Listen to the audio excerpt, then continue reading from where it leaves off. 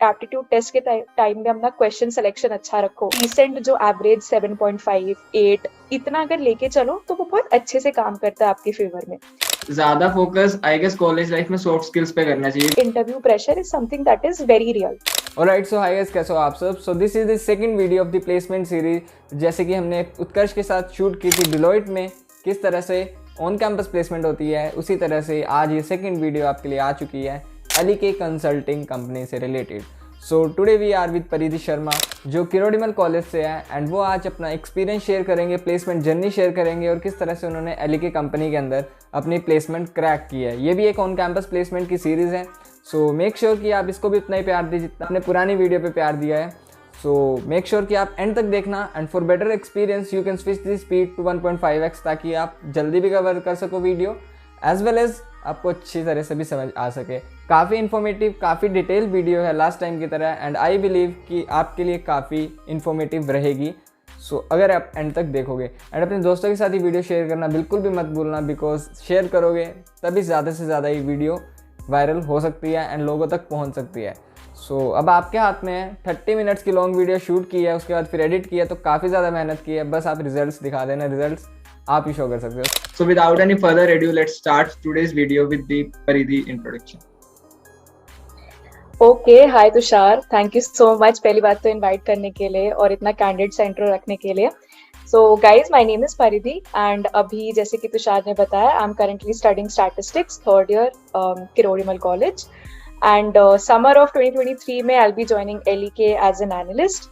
इससे पहले I have worked as an intern in different organisations, some consulting, some think tanks, including Niti Aayog, which is the apex think tank of India. And I've also been very active in my society circle, so be it 180 degrees consulting, placement cell, any society you name it, I have an experience in it, every prestigious society.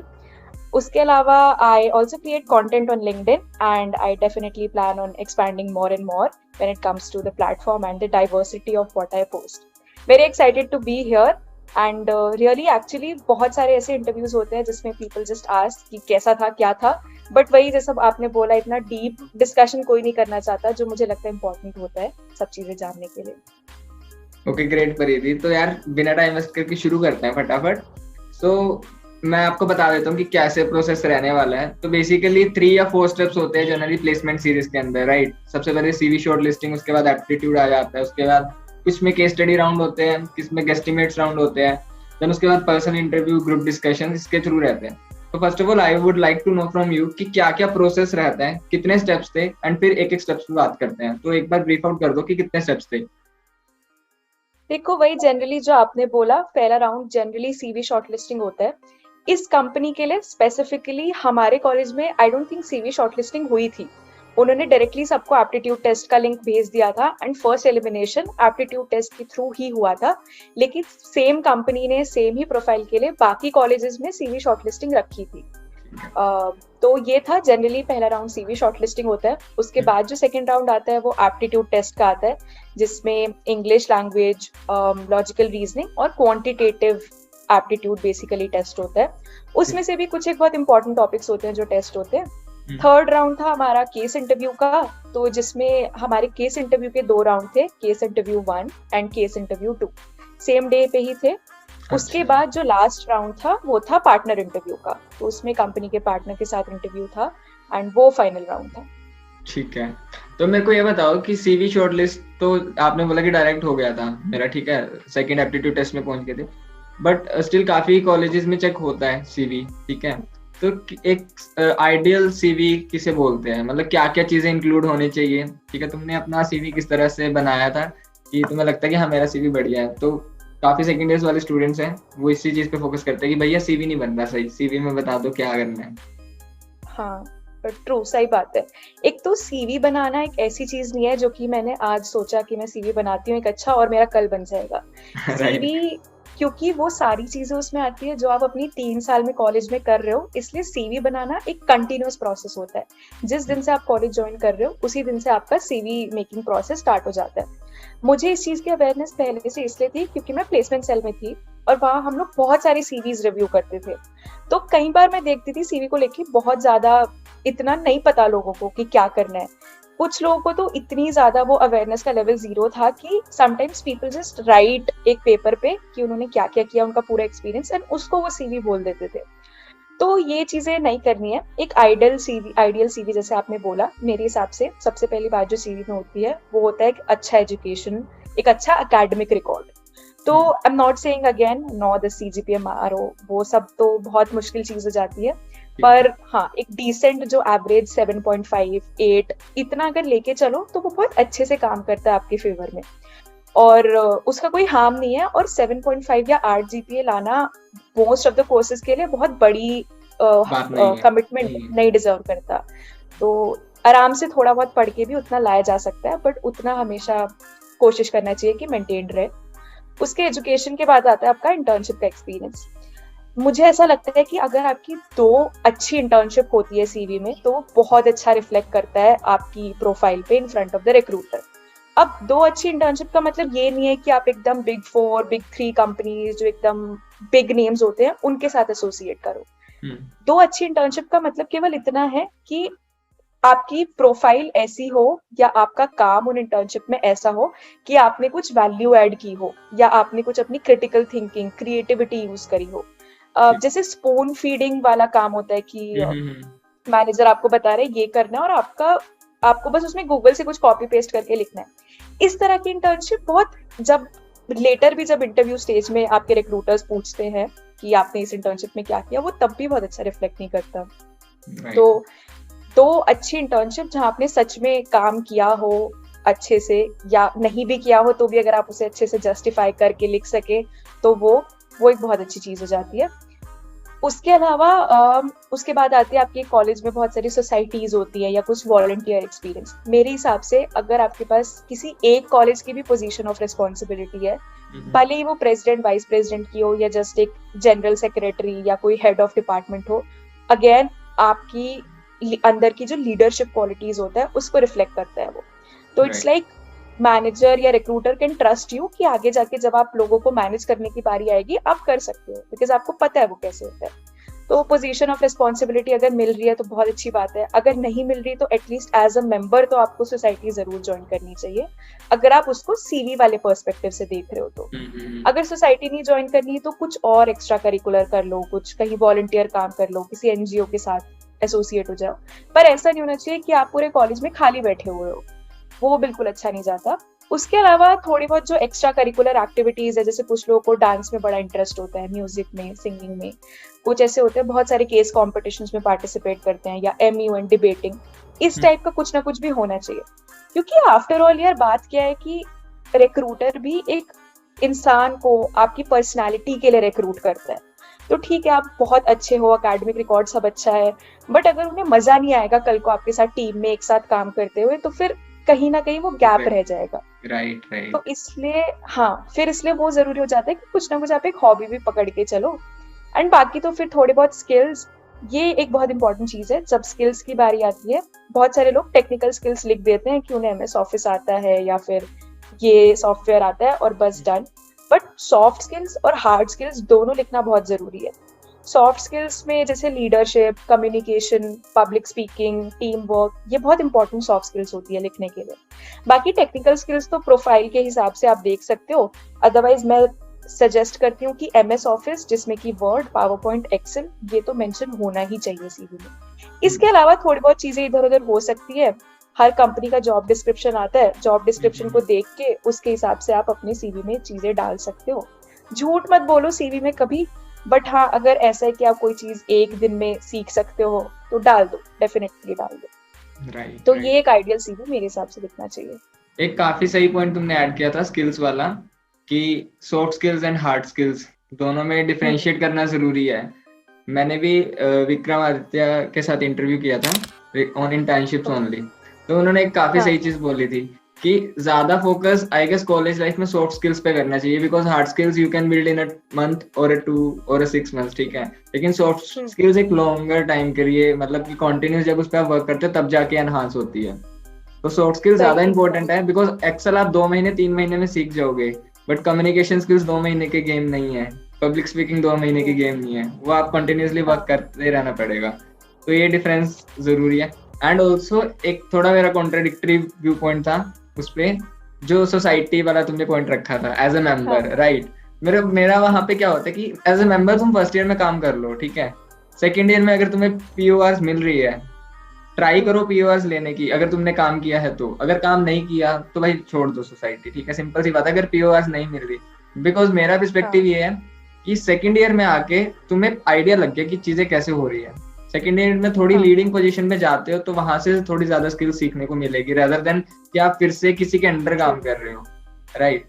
तो वहां पे मेरा थोड़ा सा contradictory point था, but हो सकता है ना सेकंड ईयर में किसी ने एज ए मेंबर ज्वाइन किया तो of course being a part of society is necessary, because वो एक आपके लिए एंट्री पॉइंट है जहां पर आपको कुछ स्किल्स की जरूरत नहीं है, just with the confidence you can enter into a new world. And I agree with it कि सेकेंड ईयर में भी एज अ मेंबर सेम ही पोजीशन में कंटिन्यू करने से ग्रोथ कुछ होती नहीं है। तो इट्स बेटर या तो कोई और सोसाइटी ज्वाइन कर लो, फिर उसमें कुछ और देखो, या फिर कुछ और ही पकड़ लो सीधा, अगर पोजीशन ऑफ रिस्पांसिबिलिटी नहीं मिलती तो। क्योंकि सोसाइटीज ओवर हाइप है जहां तक मुझे लग रहा है दिल्ली यूनिवर्सिटी की। इवन मैं खुद अभी पार्ट हूं सोसाइटीज का, बट है ओवर हाइप, कितना भी बोल लो। नहीं, हाँ वो तो है, तो different view points, depends on your purpose. Exactly. तो यार सीवी बिल्डिंग में काफी सही तुमने बताया कि किस तरह से सीवी होना चाहिए, एक आइडिया। उसके बाद सेकंड चीज आती है एप्टीट्यूड टेस्ट। एप्टीट्यूड टेस्ट के अंदर किस लेवल के क्वेश्चंस रहते हैं, क्या क्या चीजें कवर होती है। जो नॉर्मल अगर मैं ऑडिट की बात करूँ तो वहां पर हमारा वही एलआर आ गया, रीजनिंग आ गया, ठीक है, बेसिक इंग्लिश एंड अकाउंटेंसी आ गया। जब हम कंसल्टिंग की प्रोफाइल में जाते हैं तो थोड़ा डिफिकल्ट होता है, बिकॉज मैंने बेन का दिया था तो मुझे तो लेवल काफी ज्यादा हाई लगा था, ठीक है, वो कंसल्टिंग फर्म है। तो तुम्हारे लेवल कैसा था एप्टीट्यूड टेस्ट का, और क्या मतलब एफर्ट्स लगे थे उसे क्लियर करने में? देखो, मैंने बेन का भी एप्टीट्यूड टेस्ट दिया था एंड फॉर वेरियस रीजन मैं वो क्लियर नहीं कर पाई थी, ठीक है। तो जो ये टेस्ट का जो लेवल होता है एप्टीट्यूड टेस्ट, वो तो कंसल्टिंग फर्म्स का आपस में डिफर करता है, बहुत सिमिलर नहीं होता। लेकिन ये बात जरूर है कि बेन का सबसे हार्ड होता है। Bain has the most difficult aptitude test, जितना मैंने 2-3 कंपनीज के एप्टीट्यूड जिनके दिए हैं उनके बेसिस पे I am telling you this. बाकी जो लेवल होता है वो मॉडरेट होता है, क्योंकि लेवल को मैं हार्ड या इजी नहीं बोल सकती, इवन इफ आप बहुत आपको सब कुछ आता है, फिर भी क्योंकि वो टेस्ट ही इस तरीके से बनाए होते हैं कि लेट्स से आपको 1 घंटे का टाइम मिला है सॉल्व करने में, तो वो 60 मिनट्स में आपको 120 क्वेश्चंस दे देंगे, और उसमें मैथ्स के भी क्वेश्चन है और हर तरह के क्वेश्चन है। तो भले ही आपको सारी चीजें आती भी है, आपके पास टाइम ही नहीं होता कि आप सॉल्व कर पाओ। तो भले ही आप सारे टॉपिक्स पढ़ो या आप सिलेक्टेड टॉपिक्स बहुत अच्छे से पढ़ो, और एप्टीट्यूड टेस्ट के टाइम में अपना क्वेश्चन सिलेक्शन अच्छा रखो, कि ऐसा नहीं कि ये नहीं आता, तुमने टॉपिक भी अच्छे से नहीं पढ़ा फिर भी उसी पे लगे हुए हो, वो टाइम वेस्ट है। तो वो चीज है, लेवल डिफर करता है हर एक कंपनी का। जो मेरा इसका एलईके का एप्टीट्यूड टेस्ट था वो भी मैं मॉडरेट ही बोलूंगी। उसमें 3 सेक्शन थे मेनली। पहला तो इंग्लिश लैंग्वेज था, दूसरा क्वांटिटेटिव एप्टीट्यूड था, और तीसरा था लॉजिकल रीजनिंग। थोड़ा अगर मैं डीप में बताऊं इसके लिए, तो इंग्लिश लैंग्वेज में मेनली आर्टिकल्स के सवाल थे, थोड़े बहुत प्रीपोजिशन और कंजंक्शन के सवाल थे, और I think subject verb concord, ये एक बहुत इंपॉर्टेंट टॉपिक होता है एप्टीट्यूड टेस्ट का। सब्जेक्ट और वर्ब का जो अग्रीमेंट हम पढ़ते हैं, ये आई थिंक हम स्कूल में भी बहुत अच्छे से नहीं पढ़ते हैं, एंड इसलिए वो कंपनीज बहुत यूज करती हैं इसको, सब्जेक्ट वर्ब कॉन्कर्ड को। तो बहुत इंपॉर्टेंट टॉपिक है, पढ़ना चाहिए। बट अगर आपकी इंग्लिश थोड़ी भी सही है और आप रोज या फ्रीक्वेंट बेसिस पे थोड़ी बहुत इंग्लिश में बातें कर ही लेते हैं, जो कि एनीवे हो जाता है क्योंकि कॉलेज में इतने रीजन से लोग आए हुए होते हैं, तो I think English was not that big of a problem. उसके बाद लॉजिकल रीजनिंग भी, अब ये प्रेफरेंसेस भी बदलती है लोगों की, कुछ को इंग्लिश इजी लगती है, कुछ को नहीं लगती। मुझे पर्सनली इंग्लिश में इतनी प्रॉब्लम नहीं हुई थी। ठीक है। कमिंग टू लॉजिकल रीजनिंग, उसमें क्वेश्चन होते हैं ज्यादातर पैटर्न्स के होते हैं, थोड़े बहुत होते हैं स्टेटमेंट एनालिसिस के, और वो कुछ स्टेटमेंट्स दे देते हैं आपको और फिर बताना होता है। कुछ ऐसे भी होते हैं जो परम्यूटेशन एंड कॉम्बिनेशन के क्वेश्चन भी इस टॉपिक में पूछे जाते हैं, और जो नॉर्मल रीजनिंग के कॉन्सेप्ट्स होते हैं वही आते हैं। अगेन इसका level is can be hard for you अगर आप जनरली आपका एक लॉजिकल ड्रिवन माइंडसेट नहीं है तो। बट अगेन ये टॉपिक भी इतना हार्ड नहीं था, थोड़ी बहुत प्रैक्टिस करो, टॉपिक्स का थोड़ा बहुत आइडिया हो तो ये भी आराम से हो सकता है। I would easy to moderate के बीच में टॉपिक था। उसके बाद moving to quantitative aptitude, there were certain topics जो बहुत इंपॉर्टेंट होते हैं इस सेक्शन में, जैसे टाइम एंड वर्क, ये बहुत इंपॉर्टेंट होता है। फिर डिस्टेंस, स्पीड एंड टाइम, ये भी बहुत इंपॉर्टेंट टॉपिक होता है इस सेक्शन के लिए। बाकी परसेंटेजेस वाला टॉपिक इंपॉर्टेंट होता है इसमें। तो इस सेक्शन को मुझे पर्सनली ये टफ ही लगता है, क्योंकि वो टाइम, वर्क, ये सब वाले क्वेश्चन बहुत ज्यादा होते हैं एप्टीट्यूड टेस्ट में। एंड मेरी पर्सनली उस लेवल की प्रैक्टिस थी नहीं उन वाले क्वेश्चंस की, तो मुझे थोड़ा टफ लगा था। But again it came down to that कि मेरा क्वेश्चन सिलेक्शन अच्छा था, तो इसलिए जो ये टॉपिक नहीं आते थे मैंने उनको इग्नोर करके बाकी क्वेश्चन पे सीधा स्किप आउट कर दिया। तो भले ही सबको सारे टॉपिक्स आते हैं, वो भी उतने ही क्वेश्चन अटेम्प्ट कर पाए, और जैसे मुझे कुछ टॉपिक्स नहीं आते थे तो मेरा भी उतना ही अटेम्प्ट कर पाए। कितने क्वेश्चंस थे इन टोटल? कितने क्वेश्चंस थे और कितना टाइम? अब वैसे मुझे याद नहीं है ये चीज बिल्कुल भी। ठीक है, हाँ ठीक है, कोई दिक्कत नहीं। 1 घंटे का टेस्ट था, तो एस्टिमेटेडली थिंक 20 क्वेश्चन थे हर एक सेक्शन में। ज्यादा, अगर 1 घंटे का टेस्ट है 60 मिनट्स में, आई गेस 60 to 70 क्वेश्चंस ही होंगे, इससे ज्यादा तो मेरे को लगता नहीं होंगे। मेरा best guess is 20 each section में थे। 20 सेक्शन, तो इन टोटल 60 क्वेश्चंस। 60 क्वेश्चंस हो गए, ठीक है। तो ऑन एन एवरेज 1 मिनट ही मिलता है एक क्वेश्चन को। हाँ, एक क्वेश्चन। एंड प्रोसेस क्या रहता है कि ऑनलाइन के अंदर क्या वीडियो ऑन करनी पड़ती है या फिर विदाउट वीडियो? हमारे में वीडियो ऑन थी। इनफैक्ट कुछ में तो वो साउंड भी मॉनिटर करते हैं, साउंड भी कैप्चर करते हैं। हाँ, बट चीटिंग फिर भी करते हैं यार लोग, and that is one of the worst thing aptitude test. But the problem is कि चीटिंग पे अगर ध्यान देने लग जाते हैं तो वो इतना टाइम ही नहीं होता है ना, तो इतने क्वेश्चंस अटेम्प्ट नहीं हो पाते। हाँ, जैसे इसमें एलईके के एप्टीट्यूड टेस्ट में चीटिंग का स्कोप था नहीं ज्यादा, बट उससे पहले भी मैंने 2 एप्टीट्यूड टेस्ट दिए थे जिनमें शायद चीटिंग का स्कोप बना लिया लोगों ने या क्या, तो मैंने तो उसको अकेले ही दिया था, इंक्लूडिंग बेन का। But unfortunately I later heard कि लोगों ने लिटरली टीम अप करके टेस्ट दिए हैं and they got through aptitude test, और जिन लोगों ने इंडिविजुअली एंड ऑनेस्टी से किया था उनका रह गया, नहीं हुआ। तो ये है क्योंकि बेन में बट आई रियलाइज कि उसमें कैमरास वगैरह कुछ नहीं ऑन करना था बेन के टेस्ट में, बट उनका लेवल इतना हाई था कि गूगल पे भी आंसर नहीं मिल रहे थे बच्चों को, क्योंकि उनके क्वेश्चंस इतने ज्यादा वो थे मोल्डेड, समझ ही नहीं आ रहा था। ठीक है, एप्टीट्यूड टेस्ट हो गया। तो या इसकी तैयारी तुमने कुछ स्पेसिफिक सोर्सेज से की थी या फिर नेचुरल पेपर आया कर दिया? नहीं, देखो इससे इंग्लिश लैंग्वेज की तैयारी तो मैंने बिल्कुल नहीं की थी, क्योंकि जब थोड़ा होश संभाला था कि नहीं एक्चुअली फोकस करना है प्लेसमेंट में, उस टाइम पे आई रियलाइज्ड इतना टाइम तो नहीं है कि हर सेक्शन को इक्वली टाइम दो। तो कॉन्ट्स एक ऐसा सेक्शन होता है जिसमें सबसे ज्यादा प्रैक्टिस और सबसे ज्यादा कंसेप्चुअलिटी लगती है, तो मैंने उसको प्रायोरिटी दी थी। उसके लिए there is a YouTube channel called career ride करके है, आई थिंक एक यूट्यूब चैनल, वो मैंने रेफर किया था, और उनके भी केवल वीडियोस देखे थे कॉन्सेप्ट्स के लिए, क्वेश्चन प्रैक्टिस इतनी नहीं करी थी, और लॉजिकल रीजनिंग में भी एज सच कोई स्पेसिफिक प्रैक्टिस नहीं की थी, पर एक बार टॉपिक्स देख लिए थे कि क्या क्या है और कैसे कैसे होता है। इंग्लिश लैंग्वेज तो मैंने लिटरली इतना टच अपॉन नहीं किया था। ठीक है, तो मतलब बेसिकली अगर मैं यहाँ से क्रक्स निकाल लूं तो यूट्यूब के थ्रू ही तुमने कवर अप कर लिया था?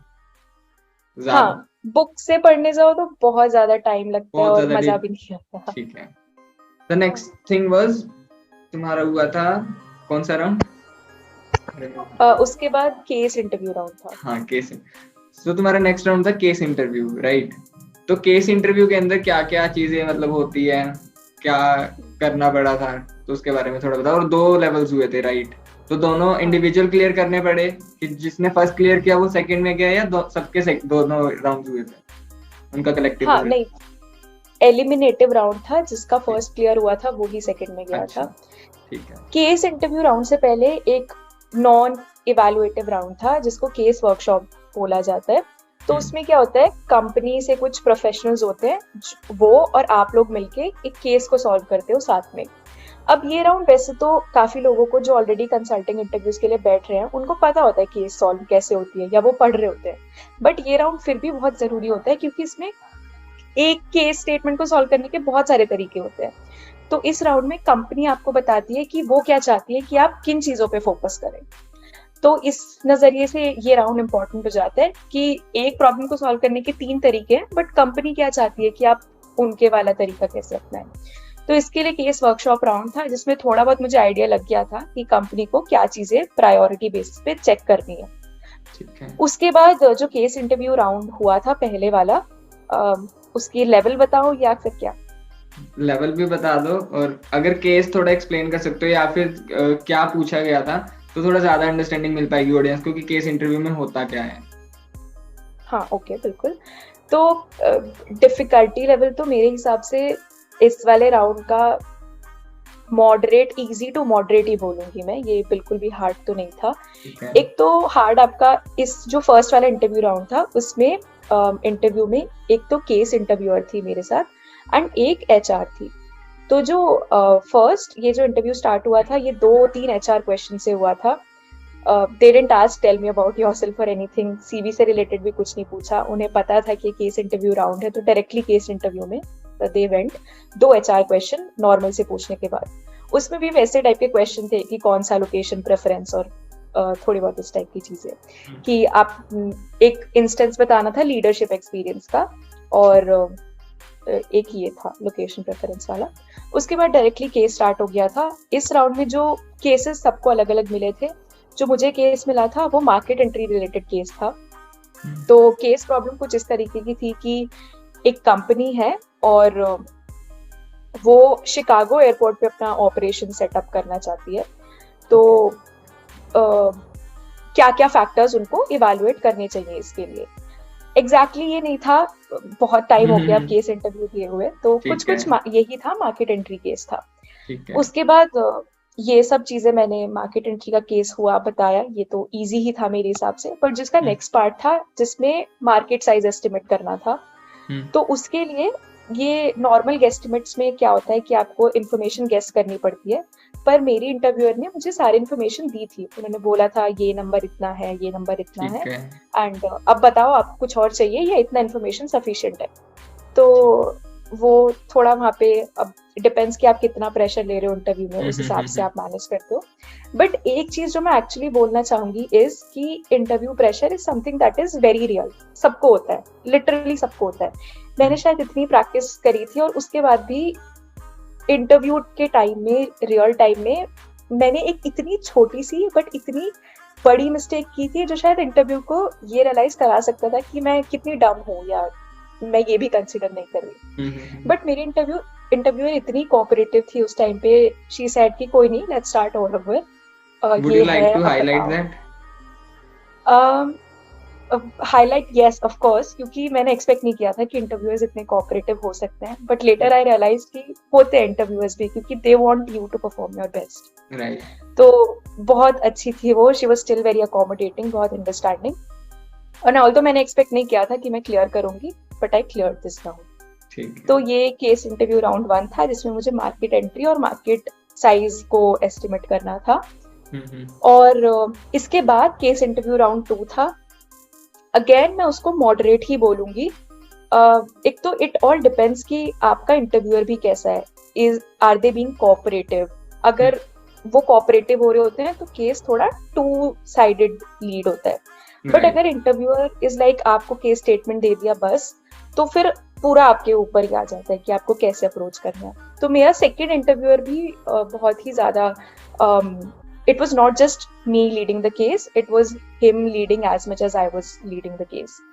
तो वो एक profitability case था।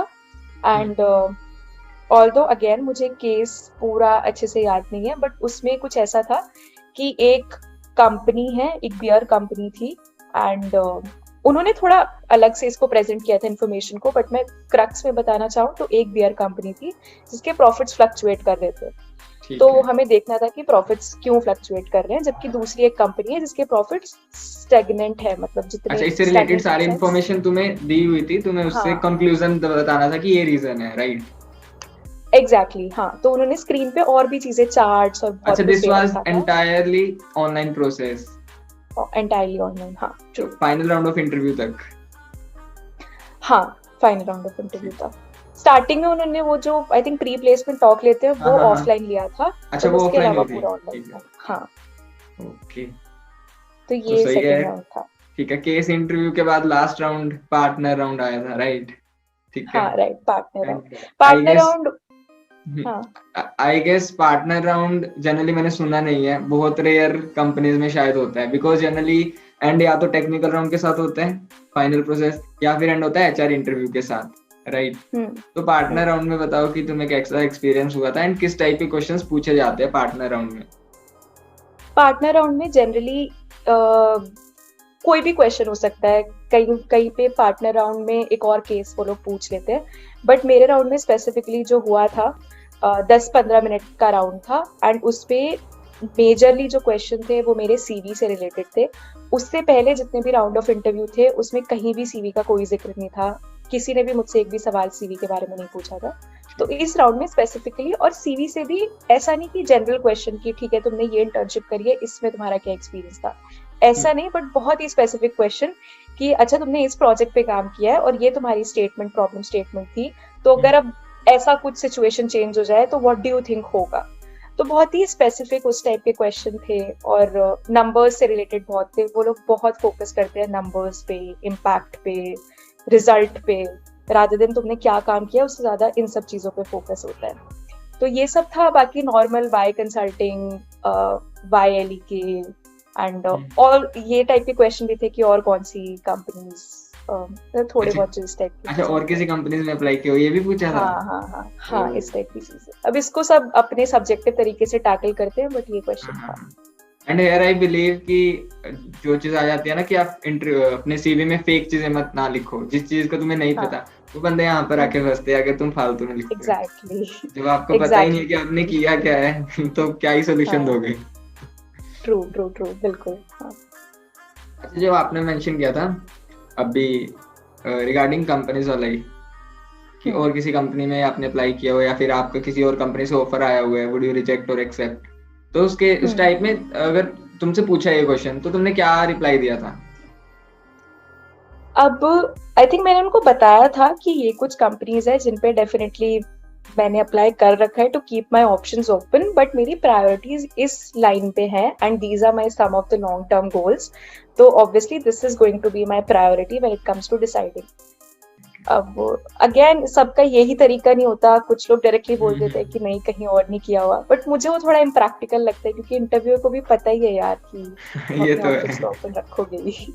राइट। तो परिधि, ये तो हुआ पूरा ओवरऑल प्रोसेस कि कहाँ से चीजें स्टार्ट हुई थी सीवी बिल्डिंग से लेके लास्ट पार्टनर इंटरव्यू तक, राइट? एंड उसके बाद सिलेक्शन हो गया था, तो सिलेक्शन होने पे कैसा लगा था? आई थिंक शायद 8 या 9 ही बज रहे थे जब, इनफैक्ट 10 बज रहे थे जब एक्चुअल ऑफिशियल कंफर्मेशन आया था और लिस्ट आई थी। तो हाँ, पूरी रात में सो नहीं पाई थी। आई थिंक उससे पता चल जाना चाहिए कि कैसा फील हुआ था।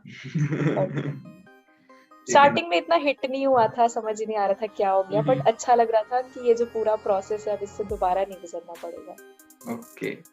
तो यार इस पूरे प्लेसमेंट प्रोसेस में जो तुम्हारा स्टैटिस्टिक्स का कोर्स था वो कितना काम आया? मैं बोलूंगी मैं नील तो नहीं बोल सकती, बट हाँ ठीक है, इतना मेजर कुछ नहीं था। स्टार्टिंग के जो केस इंटरव्यू राउंड थे उसमें तो बिल्कुल भी नहीं था। उसमें तो इनफैक्ट आई थिंक क्योंकि हम स्टैटिस्टिक्स से हैं तो हमें थोड़ा इकोनॉमिक्स और उसकी नॉलेज इतनी है नहीं, कॉमर्स की। तो उन्होंने मुझसे पहले केस इंटरव्यू राउंड्स में भी कुछ ऐसे सवाल पूछे थे जो शायद मेरे को एकदम से फिगर आउट करने में प्रॉब्लम हुई थी स्टैट्स बैकग्राउंड की वजह से, बट इतनी भी नहीं हुई थी, मैनेजेबल थे। उसके अलावा जो पार्टनर राउंड था उसमें क्योंकि मैं स्टैटिस्टिक्स से हूँ और क्योंकि हमारे करिकुलम में हमारे प्रोफेसर्स हमसे प्रोजेक्ट्स बनवाते हैं, तो आई थिंक वो एक डिफरेंशिएटर रहा होगा, must have stood out for the interviewer कि हमने प्रोजेक्ट्स वगैरह पे काम किया है, वो भी रियल वर्ल्ड डेटा के साथ। तो वही, उसके अलावा डायरेक्टली तो आई डोंट थिंक कोई रिलेशन था। अच्छा, डायरेक्टली आई थिंक ज्यादा मेरे को लगता नहीं किसी भी प्लेसमेंट में ग्रेजुएशन लेवल पे स्पेसिफिक दिल्ली यूनिवर्सिटी में इतना रोल होता है कोर्स का, क्योंकि मैंने भी ऑब्जर्व किया है। जब हमारा इंटरव्यू हुआ था ऑडिट एसोसिएट की प्रोफाइल के लिए, तो हमारे 12th से रिलेटेड क्वेश्चन पूछे थे, तो वी वर लाइक या 12th के बाद ही हमें ले लेते, हमें 3 साल क्यों वेस्ट किए, डायरेक्ट कंपनी में काम कर लेते। मतलब लिटरली वही क्वेश्चन लगेगा ही। राइट। और थ्रू आउट द प्रोसेस तुमने मतलब कैसे इस चीज को टैकल किया था? स्मूथली चलता गया कि एक एक के बाद क्लियर हो रहे हैं, या फिर तुमने जब पहले कंपनीज में अप्लाई किया था तो रिजेक्शंस कितनी हुई थी? कितने कंपनीज में तुमने अभी तक अप्लाई किया है?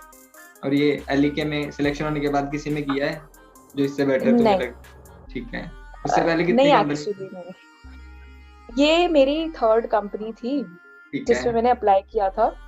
हम्म, इससे पहले एक से रिजेक्शन मुझे मिल गया था, इससे पहले 2 से रिजेक्शन मुझे मिल गया था, और वो दोनों ही कंसल्टिंग फर्म्स थी। ठीक है। तो एक में एकदम लास्ट के इंटरव्यू राउंड में रिजेक्ट हुआ था, जो कि बहुत पेनफुल बहुत होता है। बुरा होता है। ठीक क्योंकि है। आप दिस क्लोज तुम अपने आप को पिक्चर कर रहे होते हो कंपनी की हम्म। वो सब चीजों में, और फिर जस्ट गॉन। ठीक है। तो इससे पहले 2 ही थे, थर्ड थी। इसके बाद मैंने नहीं किया अप्लाई। हमारे कॉलेज का प्लेसमेंट सेल अलाउ भी नहीं करता। अच्छा, ठीक है, सिलेक्शन होने के बाद? नॉट सारे सिलेक्शन, बट उनका कैप होता है कि अगर इतने से ऊपर का पैकेज आपको मिल गया तो कैटेगरी उसके सिस्टम बाद होता है, आप। ABC। हाँ हाँ, राइट।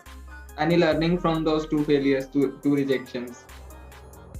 बहुत ज्यादा वो लर्निंग ओरिएंटेड माइंडसेट से ही आई थिंक मैंने एलईके में बहुत फोकस किया था। और फोकस भी इन द सेंस बहुत प्रेशर नहीं लिया था उस चीज का। आई वाज लाइक कि ठीक है, मेंट टू बी, जो होना होगा हो जाएगा, let's just focus on the effort that we are making. तो केवल उसी पे किया था। बट एक जो इम्पोर्टेंट चीज थी वो ये कि आई थिंक हम सभी बहुत कंटेंट कंज्यूम करते हैं आज के टाइम में। तो मैं तो अगर यूट्यूब पे भी कोई वीडियो देखूंगी, I think a lot of people जो ये भी देख रहे होंगे वो शायद 1.5 या 2x स्पीड पे देखेंगे। हाँ। अब हाँ, और वो हमारे दिमाग के अंदर वो स्पीड वैसी ही हो जाती है, बहुत तेज। तो हम समहाउ अनकॉन्शियसली बात भी बहुत तेज करना शुरू कर देते हैं। जैसा मेरे साथ हुआ था कि मैं बहुत तेज बस रैम्बल कर रही थी एक इंटरव्यू में। मैंने चीज बाद में रियलाइज की थी, ऑल्दो वो क्लियर हो गया था उस टाइम पे, बट फिर भी आई रियलाइज कि ये ऐसे काम नहीं चलेगा ज्यादा टाइम तक। क्योंकि जब भी आप बोल रहे हो क्लैरिटी होनी चाहिए आपके कम्युनिकेशन में, वो इम्पोर्टेंट है। और जब स्पीड तेज हो जाती है तो क्लैरिटी कहीं ना क्लैरिटी खत्म हो जाती है। Exactly, right. वो एक बहुत बड़ी लर्निंग थी। फिर तो काफी सही है यार परिधि, मेरे को ये बताओ कि थ्रू आउट द प्रोसेस कौन से रिसोर्सेज तुमने यूज किए, या फिर स्टूडेंट्स क्या रिसोर्सेज यूज कर सकते हैं जिसकी वजह से उन्हें किसी भी प्लेसमेंट में इन जनरल भी हेल्प करे, जो उन्हें इंटरव्यूज क्रैक करने में हेल्प करे। एंड अगर तुम स्पेसिफिक एप्टीट्यूड टेस्ट के लिए बोलो तो क्या रिसोर्सेज वो यूज कर सकते हैं? ठीक है, तो मैं एक्चुअली पहले तो जनरल टिप्स से कुछ स्टार्ट कर लूं। जब भी कोई भी इंटरव्यू में आप बैठ रहे हो ना, जस्ट मेक श्योर कि आप जो भी आंसर्स बोल रहे हो, चाहे वो छोटे से छोटा आंसर है या बड़े से बड़ा आंसर है, स्ट्रक्चर करके बोलो। ऐसे ही जब भी आपके पास क्वेश्चन आता है तो हमारे माइंड में एक इनिशियल थॉट आता है, और मोस्ट ऑफनली हम केवल उसी पे एक्ट करके बोलना स्टार्ट कर देते हैं। बट ऐसा नहीं करना चाहिए। जस्ट टेक 5-6 सेकेंड्स, सोचो, एक काइंड ऑफ स्ट्रक्चर बना लो। जैसे मैं स्टार अप्रोच बहुत यूज करती थी। कुछ भी चीज पूछी उन्होंने, एक HR क्वेश्चन है, कोई टेक्निकल क्वेश्चन है, CV रिलेटेड क्वेश्चन है, मैं कोशिश करती थी कि मैं उसको स्टार अप्रोच में आंसर करूं, विच इज सिचुएशन बताऊं पहले, टास्क बताऊं, एक्शन बताऊं मैंने क्या लिया, एंड फाइनली रिजल्ट पे फोकस करूं कि क्या आया। तो इससे इंपॉर्टेंट इन्फॉर्मेशन भी कवर हो जाती है, और कुछ फालतू की चीजें तो इधर उधर भी नहीं बोलते। तो स्ट्रक्चर करना बहुत इंपॉर्टेंट है, क्लैरिटी से बोलना, कॉन्फिडेंस रखना बहुत इंपॉर्टेंट है। एक परफेक्ट बैलेंस लेके आना किसी भी इंटरव्यू में, अपने कॉन्फिडेंस का भी एंड फीडबैक को लेके, फीडबैक को एक्सेप्ट करके अपने आप को चेंज करना भी। क्योंकि कई बार मैंने इंटरव्यूज में देखा है कि इंटरव्यूअर आपको बोल रहा होता है कि क्या आप इसको ऐसे कर सकते हो, शायद आप ये गलत कर रहे हो, and just to defend your point हम इतने डिफेंसिव हो जाते हैं कि हम इंटरव्यूअर को ही गलत बोल देते हैं। तो वो एक परफेक्ट बैलेंस लाना ना, कि आप अपनी बात को भी डिफेंड कर रहे हो और उनकी बात भी सुन रहे हो, बहुत इंपॉर्टेंट होता है। तो ये तो कुछ जनरल टिप्स है। इसके अलावा रिसोर्सेज की अगर मैं बात करूँ जनरल केस इंटरव्यूज के लिए, बहुत सारी केस बुक्स है, IIMs भी बहुत सारे निकालते हैं। बट मेरा ये मानना है कि अगर आप बिगिनर हो, आप स्टार्ट करना चाहते हो, तो अंडर ग्रेजुएट लेवल की केस बुक से स्टार्ट करो। जैसे SRCC के केस कंपेंडियम है, DTO की एक केस बुक है। ये दोनों मेरे बहुत ही गो टू केस बुक्स थे, इन्हीं से मैंने स्टार्ट किया था। उसके अलावा 2 ऐसे यूट्यूब चैनल्स भी थे जो मैंने बहुत रेडिली फॉलो किए थे, जिसमें से एक तो बहुत फेमस है, केस इंटरव्यूज क्रैक्ड, वो यूट्यूब चैनल बहुत देखा था। एंड एक और यूट्यूब चैनल है called hacking the case interview. तो ऑल्दो वो प्लेसमेंट पर्सपेक्टिव से नहीं बनाया गया चैनल, बट फिर भी जिनको बस थोड़ा आइडिया लेना है उनके लिए अच्छा चैनल है। मतलब प्लेसमेंट प्रोसेस का एक पार्ट तो वो कवर अप कर रहे हैं काइंड ऑफ। हाँ, बेसिकली वो एक foreign I think foreign YouTuber का चैनल है एंड तो वो इंडिया की ज्योग्राफी वगैरह से भी अलाइन नहीं होता, बट जिस तरीके से वो थोड़ा कॉन्सेप्ट उन्होंने समझाए हैं, स्पेशली एज अ बिगिनर, जब मैंने एकदम स्टार्ट किया था, जब मुझे बिल्कुल नहीं पता था केस इंटरव्यूज क्या होते थे, तो मैं बस उनकी एक वीडियो चलाती थी क्योंकि एफर्ट भी इतना नहीं लगता था एंड वो चीजें थोड़ी थोड़ी समझ में बिल्डअप होती रही, वहां से फिर फाउंडेशन स्टार्ट हुई थी। तो वो एंड एक और चीज बस कि HR क्वेश्चंस होते हैं, इंटरव्यू का बहुत इंपॉर्टेंट पार्ट होते हैं और हम कई बार प्रिपेयर नहीं करते क्योंकि हमें लगता है कि ये तो कर ही लेंगे, बट HR इंटरव्यूज के जो क्वेश्चंस होते हैं उनकी एक लिस्ट बना के रखो अपने पास एंड टॉकिंग पॉइंट्स रेडी रखो, ये बहुत इंपॉर्टेंट होता है, नहीं तो फिर इंटरव्यू में इधर उधर का प्रेशर में आप जो बोल रहे हो वो सब वहीं पे आपको समझ आएगा। ओके, तो परिधि ओवरऑल आई गेस सभी को आइडिया लग गया कि किस तरह से प्लेसमेंट प्रोसेस रहता है कंसल्टिंग फर्म का, एंड काफ़ी सारे तुमने जनरल पॉइंट्स भी कवर किए। डेफिनेटली जितने भी व्यूअर्स हैं उनको हेल्प मिलेगी इस वीडियो के थ्रू, एंड आई बिलीव कि सभी को हेल्प मिलेगी इस वीडियो के थ्रू, एंड वो लाइक शेयर सब्सक्राइब तो कर ही देंगे। And you can also follow परिधि ऑन द लिंक्डइन, ठीक है, काफ़ी बढ़िया कंटेंट क्रिएट कर रहे हैं काफ़ी टाइम से, I am also observing her content, तो यार काफ़ी सही है, आप उनको फॉलो कर सकते हो, आपको सारे हैंडल्स के लिंक डिस्क्रिप्शन बॉक्स में मिल जाएगा।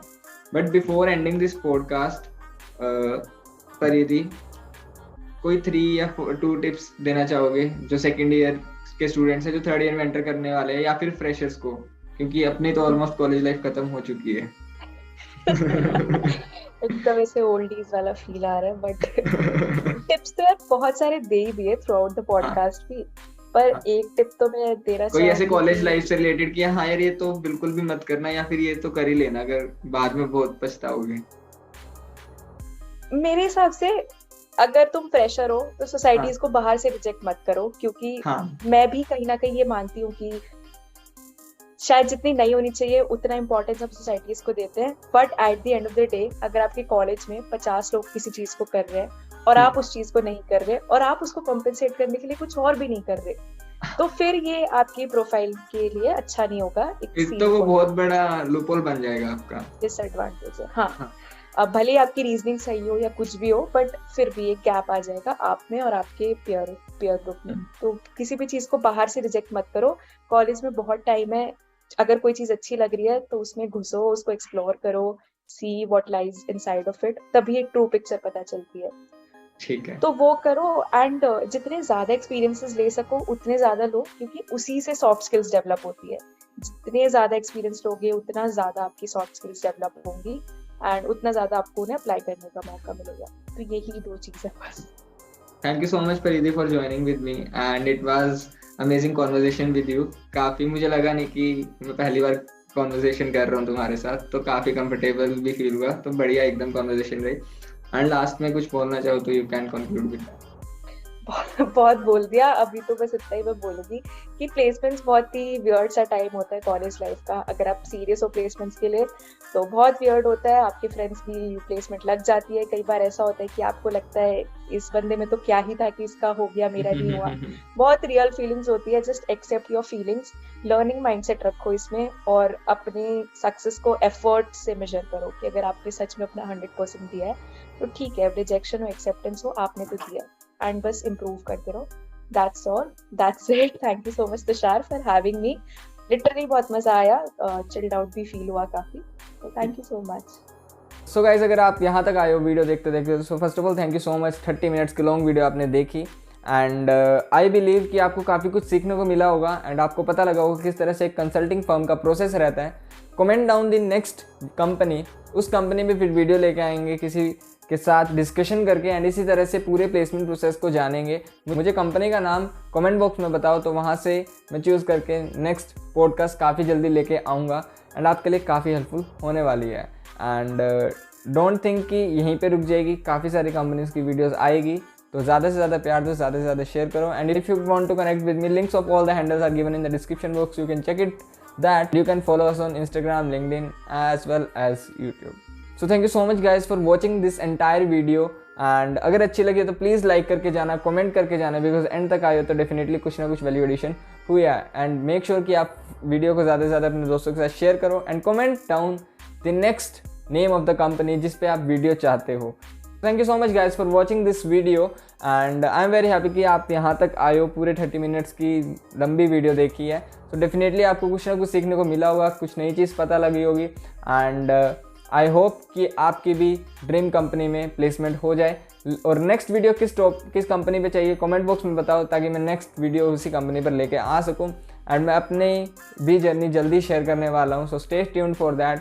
And you can check out the handles of Paridhi as well as mine in the description box. तो आप जाके वहाँ पर फॉलो कर सकते हो, कनेक्ट कर सकते हो। एंड अगर आपको कोई भी डाउट हो तो हमें इंस्टाग्राम या फिर लिंक्डइन पर जाके पूछ सकते हो। We will be more than happy to solve your doubts. Thank you so much guys for watching this video. Stay tuned and all the best for your future endeavors.